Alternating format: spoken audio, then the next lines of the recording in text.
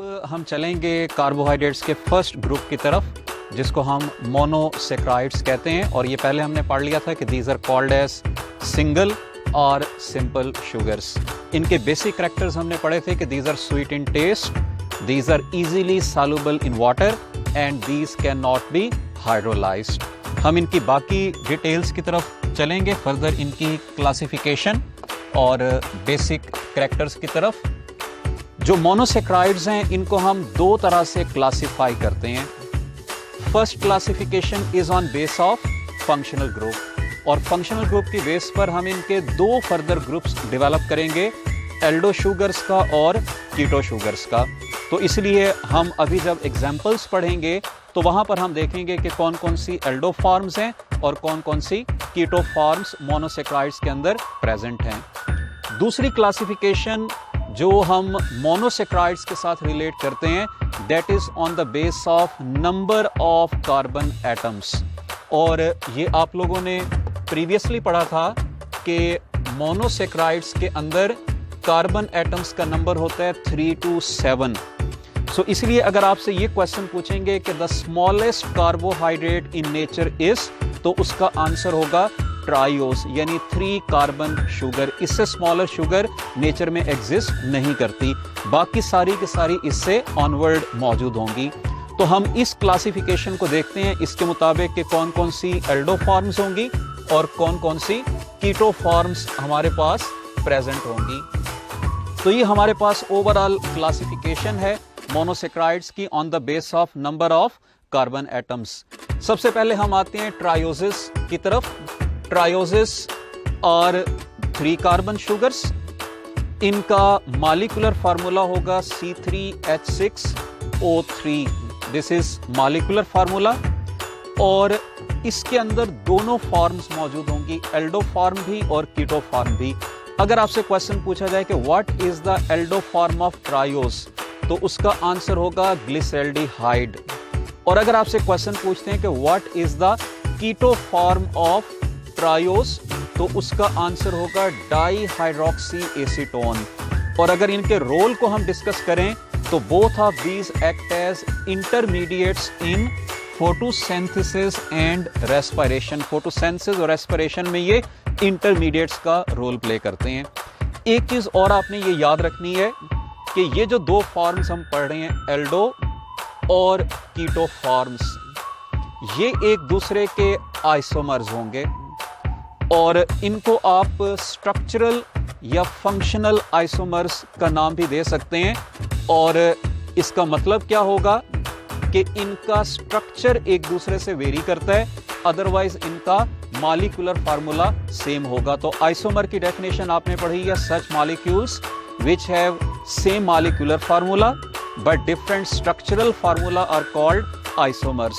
तो ये एक दूसरे के आइसोमर्स कहलाएंगे, यानी glyceraldehyde and dihydroxy acetone, they are isomer to each other. Next group की तरफ हम चलते हैं, दैट इज ऑफ टेट्रोसिस। ये 4 कार्बन शुगर्स हैं, इसलिए इनका फार्मूला होगा C4H8O4।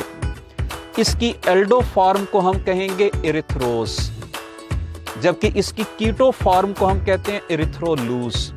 और आपने ये भी याद रखना है कि these tetroses are rare in nature, these are commonly associated with the bacteria, और बैक्टीरिया के अंदर ये फोटोसिंथेसिस के इंटरमीडिएट्स का रोल प्ले कर रहे होते हैं। तो they are also involved in photosynthesis, लेकिन कहां पे?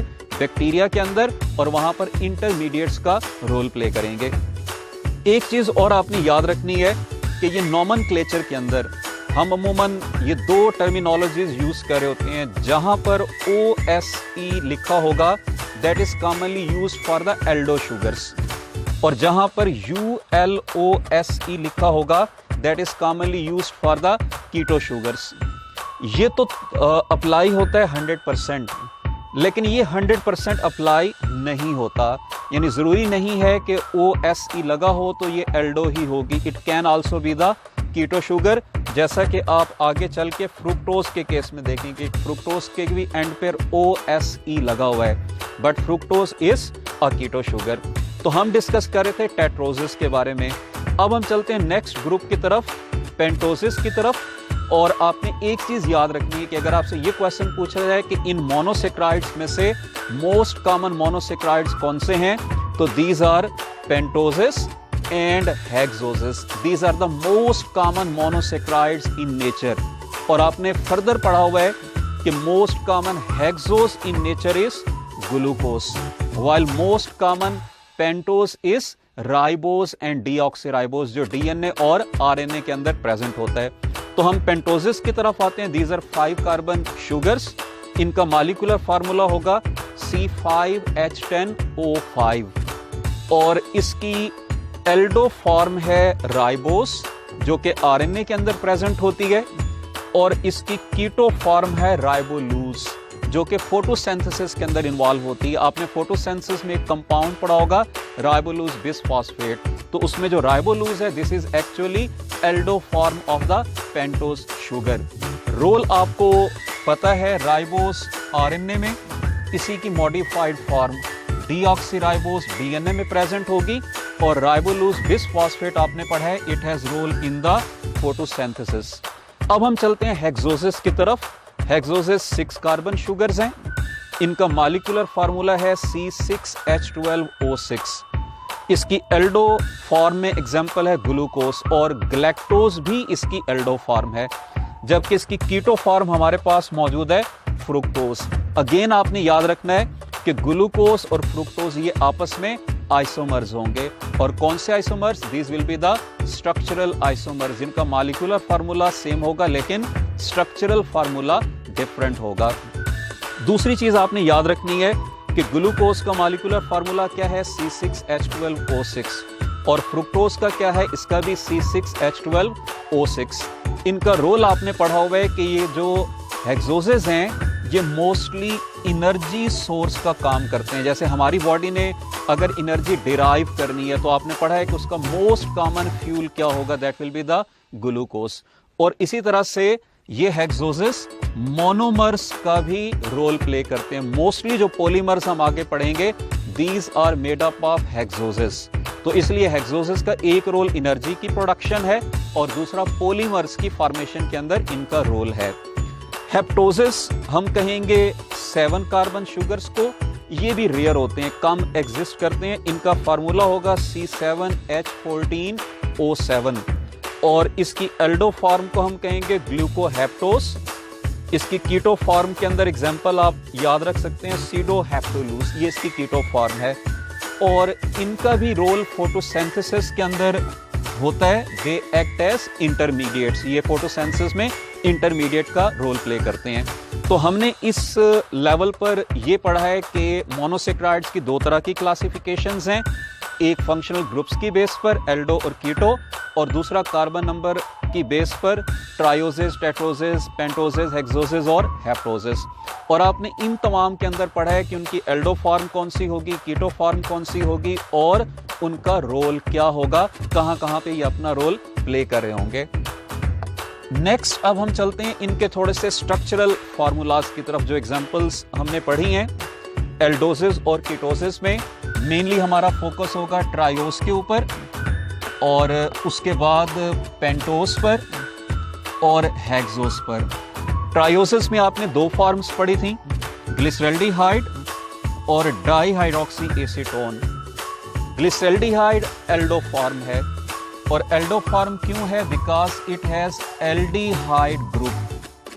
एल्डिहाइड ग्रुप आपने याद रखना है कि यह हमेशा कार्बन नंबर 1 पर प्रेजेंट होगा, यानी हम इस एल्डिहाइड ग्रुप को टर्मिनल कार्बन का नाम भी देते हैं, यानी this will be acting as the terminal carbon. तो एल्डिहाइड ग्रुप है, जबकि डाईहाइड्रोक्सी एसीटोन के अंदर कीटोन ग्रुप प्रेजेंट होगा, और कीटोन ग्रुप कभी भी चेन के एंड पर नहीं होता। लाइक अगर ये ट्रायोज है तो इसका कार्बन 1 या कार्बन 3 ये कीटोन नहीं होंगे। This ketone group is present at carbon number 2। इसी तरह से अब हम अगर पेंटोसिस की तरफ चलें तो आपने उसमें 2 फॉर्म्स पढ़ी थी, aldo form ribose, keto form ribulose. Pentose है तो यहां पर होंगे 5 कार्बन, 1 2 3 4 5। और जैसा कि मैंने अभी बताया कि एल्डो शुगर्स के केस में एल्डिहाइड ग्रुप हमेशा कार्बन नंबर 1 पर प्रेजेंट होगा। तो ये पेंटोज में एल्डिहाइड ग्रुप, बाकी कार्बन नंबर 2, 3, 4 और 5। और कीटोन ग्रुप हमने पढ़ा है कि ये हमेशा with in the chain present होगा। तो राइबोलूस के केस में this ketone group will be present at carbon number 2। इसी तरह से हम हेक्सोसिस में चलें तो दो एग्जांपल्स हमने पढ़ी हैं, ग्लूकोज की और फ्रुक्टोज की। ग्लूकोज एल्डो फॉर्म है, फ्रुक्टोज कीटो फॉर्म है। एल्डो फॉर्म है तो ग्लूकोज के केस में अब आपने बताना है कि एल्डिहाइड ग्रुप कहां प्रेजेंट होगा, कार्बन नंबर 1 के ऊपर। तो ये हमेशा टर्मिनल होगा। ये ग्लूकोज में aldehyde group present at carbon number 1। Ketone group कहां पे मौजूद होगा, टर्मिनल या with in the chain. Ultimately आपने पढ़ा है कि ये with in the chain present होगा। तो आपसे अगर ये क्वेश्चन पूछा जाए कि फ्रुक्टोज के केस में कीटोन ग्रुप किस कार्बन पर प्रेजेंट होगा, तो उसका आंसर होगा कार्बन नंबर 2। या आपसे क्वेश्चन पूछा जाए कि फ्रुक्टोज में किस कार्बन पर हाइड्रोक्सिल ग्रुप नहीं होगा, तो ये हमने पिछले लेक्चर में पढ़ा था कि जहां पे भी एल्डिहाइड या कीटोन ग्रुप प्रेजेंट होगा वहां पर OH नहीं होगा। तो ग्लूकोज के अंदर तमाम कार्बन्स पर OH होगा सिवाय कार्बन नंबर 1 के, जहां पर एल्डिहाइड प्रेजेंट है। इसी तरह फ्रुक्टोज के केस में भी हाइड्रोक्सिल ग्रुप तमाम कार्बन्स पर प्रेजेंट होगा सिवाय एक कार्बन के, वो है कार्बन नंबर 2। तो ये आपने स्ट्रक्चरल फार्मूलाज याद रखने हैं इन तमाम मोनोसेक्राइड्स के। अब हम चल रहे हैं रिंग फॉर्मेशन की तरफ। यहां पर आपने दो ग्रुप्स याद रखने हैं, पेंटोसिस और हेक्सोसिस को। ये अगर ड्राई फॉर्म में होंगे, पाउडर फॉर्म में होंगे, तो they will be present in the form of straight chain. लेकिन जैसे ही हम इनको वाटर में डालते हैं, सॉल्यूशन के अंदर डालते हैं, दे फॉर्म रिंग स्ट्रक्चर। तो रिंग स्ट्रक्चर आपसे अगर पूछा जाए कि ये किन का कॉमन कैरेक्टर है, this is the common character of pentoses and hexoses. और कब ये रिंग बनाएंगे, when they are in the form of solution. तो हम देखते हैं कि कार्बोहाइड्रेट्स में कौन कौन सी टाइप के रिंग्स बनते हैं और उन रिंग्स की फॉर्मेशन किस तरह से होती है। Carbohydrates form 2 forms of rings, जिनमें से एक रिंग को हम कहते हैं फ्यूरॉन रिंग, और जो शुगर जिसमें फ्यूरॉन रिंग होगा उसको हम कहेंगे फ्यूरानोस। ओस का वर्ड हम शुगर के लिए यूज करते हैं। फ्यूरॉन रिंग हम कहते हैं 5 कार्नर्ड रिंग को। This will be the 5 cornered ring. इसके 5 कार्नर्स होंगे। लाइक यहां पर अगर हम देखें, कार्नर 1 है, 2 है, 3 है, 4 है और ये 5 है। So 5 cornered ring is called as furan ring. जिसके अंदर ये रिंग स्ट्रक्चर होगा उस शुगर को हम कहेंगे फ्यूरानोस। और आपने याद रखना है कि ये रिंग होता है हेट्रोसाइक्लिक। हेट्रोसाइक्लिक का मतलब क्या होगा कि इसके कार्नर्स के ऊपर डिफरेंट एलिमेंट्स मौजूद होंगे। इस रिंग के अंदर तमाम कार्नर्स पर कार्बन प्रेजेंट होगी सिवाय एक के, और वो होगी ऑक्सीजन।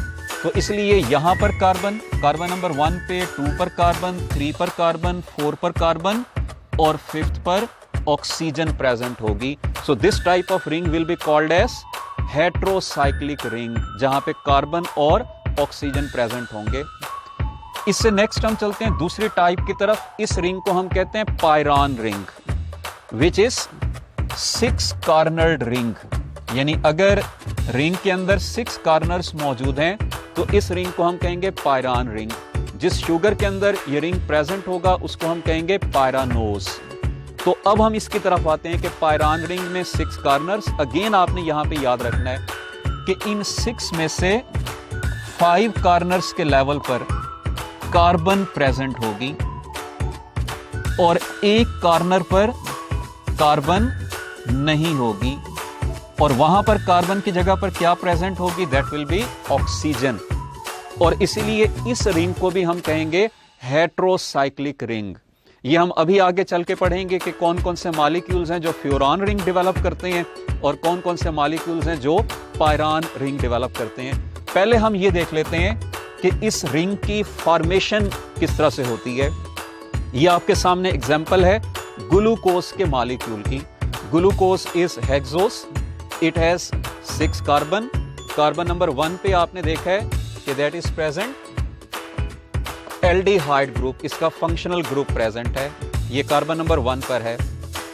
उसके बाद carbon number 2, carbon 3, carbon 4, carbon 5 और कार्बन 6 ये प्रेजेंट हैं। एक चीज आपने याद रखनी है कि जो रिंग की फॉर्मेशन है ये हमेशा किन किन कार्बन्स के दरमियान होती है, ये याद रखना बड़ा जरूरी है।